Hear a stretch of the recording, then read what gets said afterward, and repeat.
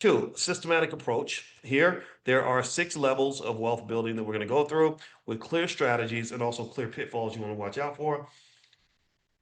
Third, we're big on generational legacy.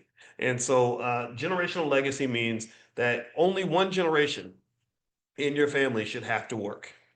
Only one generation should have to work. The other generations should protect the status of the family so that nobody ever has to work again. Only one generation has to work. And if that one generation uses the opportunity to build wealth in an appropriate way, then no one will ever have to get a job again. All right. And I know that this is counter to what you've heard.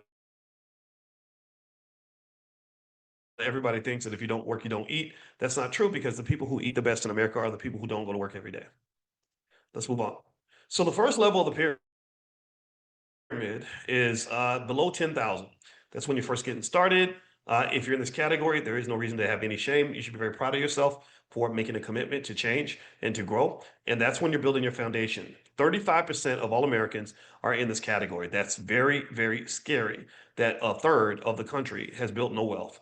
That's, you know, this is why the conspiracy theorist jumps out in me when I say, okay, now I get it, why they don't teach this stuff in public schools, because they can't have that 35% learn what the top 1% understand.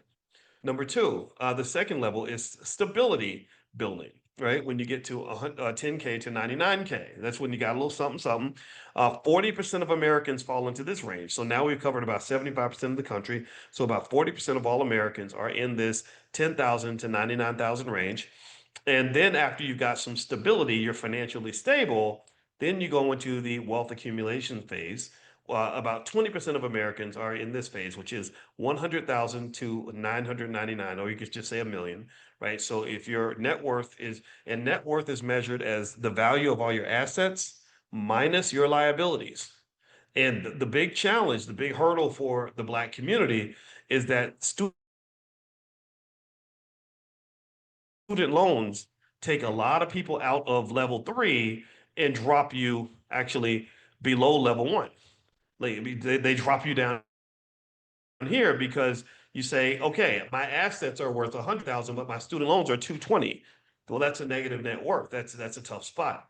And the only way you can get out of debt is to either cut costs or either cut costs, pay off debt, or grow your way out of the debt. If you grow your way out of the debt, meaning you can find ways to increase revenue or increase income, then you can get out of that.